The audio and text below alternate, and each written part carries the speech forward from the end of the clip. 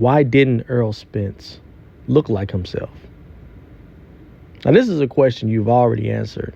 You've answered hundreds of times. You argue this point. You just don't think it applies to Errol Spence. But it does.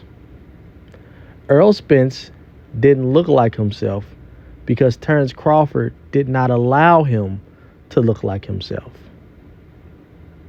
Now, if I was to say, man, it looked like you Dennis Ugas throwing this fight, he just standing right there in front of him, not even throwing punches, you would say Errol made him stand there. The body shots, right? It paralyzed him. He didn't throw any punches because he was afraid of getting hit. So he just shelled up. These are the things you would say. These are the things that you've said. These are the things that have been repeated. But for some reason, you can't process them when it's not your favorite fighter doing it or the guy you picked doing it, but it's getting done to him. Errol Spence was reluctant because he was getting countered. He was getting countered with hard shots. In that second round, it was almost over. If that would have happened, just say the 2-minute, 30-second mark, we probably would have been looking at a second round knockout because Terrence Crawford was very, very aggressive when Errol Spence was in that corner at the end of the round. Errol Spence was hurt. It's one thing of getting buzzed and recovering and being hurt. He had to fight the majority of that fight hurt. He was hurt several times. His legs were heavy, right? He's inside of his mind. He's getting countered, so he don't know when he should throw a punch. He has to force himself to fight.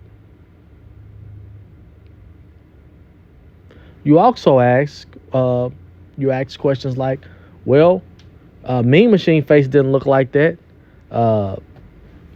Abenesian face didn't look like that. Why does Errol Spence face look like that? Well, Errol Spence is tougher than those guys. That's one of the reasons. And the other reason, Terrence Crawford told you. He said, we worked on a harder jab. We worked on a power jab. We knew we couldn't use the traditional flick jab against Errol Spence because he has a good jab. He told you. And Errol Spence stayed there for that punishment. Think about this. He hit Errol Spence in the 7th round with an uppercut followed by the right hand. Now, granted, it was with the same hand. It was the right uppercut, but it was a counter right uppercut that Errol Spence didn't see, that forward momentum. He was coming into it. That punch was harder than the punch. Those two punches were harder than the punches that put out David Avenesian, put his lights out. But Errol Spence took them. And because he took them, he stayed there bloody. It was another instance to where, I thought Crawford broke his nose. He immediately hit Errol Spence with an uppercut, and it was blood everywhere. It was like the 3rd or 4th round. His face looked bad because he got hit with a lot of hard counters. And he was getting countered on his way in. So that forward momentum, the harder jab, and him being tough. And that's what you get. It's not that hard to process. And lastly, this is the third thing I want to address, because this is important. I've argued with people up and down, and I told them that nutritionists don't win fights, right? Just because you start eating vegetables and taking care of yourself don't mean you're going to win the fight. Just because you rededicate yourself to a sport that you were supposed to be dedicated to doesn't mean that you're going to get out of that sport what you put in it at such a late age. Your 30s are unforgiving, very unforgiving. And the cruel thing about your 30s is your mind is still sharp. So what happens, just say you mess off your 20s, right? You're partying, you're on top of the world, you can do whatever you want to. You don't have to take things serious because of that youth. That youth is making up for your ignorance. So around time you get your mind right and you say, I need to focus on this, I need to buckle down on this. Now you're older. And just because you're focused and you're ready to buckle down and your mind is set, your body is already deteriorating. And if you're not in that gym constantly, then you're not going to take notice that your reflexes are not the same. Your punch resistance may not be the same. You're not as quick as you used to be, right? It's things that your brain is telling your body to do, and it's just that split second too slow. Think about Floyd Mayweather. Floyd Mayweather was two different people, and they didn't fight the same. That was a gradual process, right? As his body began to deteriorate, he began to develop a different style of fighting so he can keep winning and keep making money.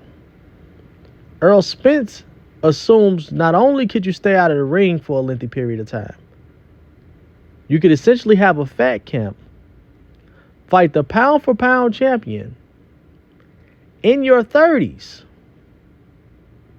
and everything's going to be okay. And it's not. And again, just because he got his mind right, he's eating vegetables, none of that's going to matter, because what he's done to his body, it's already done. And he's going to have to learn how to deal with a 33-year-old body that probably has about 40 years of damage on it. Now, Terrence Crawford, because he stayed in the gym and because he had his mindset focused on boxing earlier, he was able to preserve himself. So even though he's the older guy, his body is actually younger. And there you have it.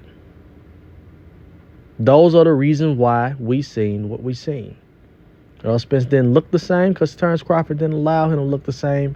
And also, he's getting older. And he hasn't been treating his body right. And sometimes you have to pay for things after the fact.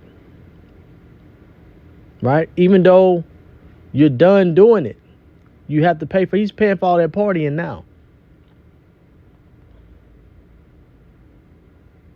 No excuses. Terrence Crawford is the baddest man on the planet, pound for pound. I'm out.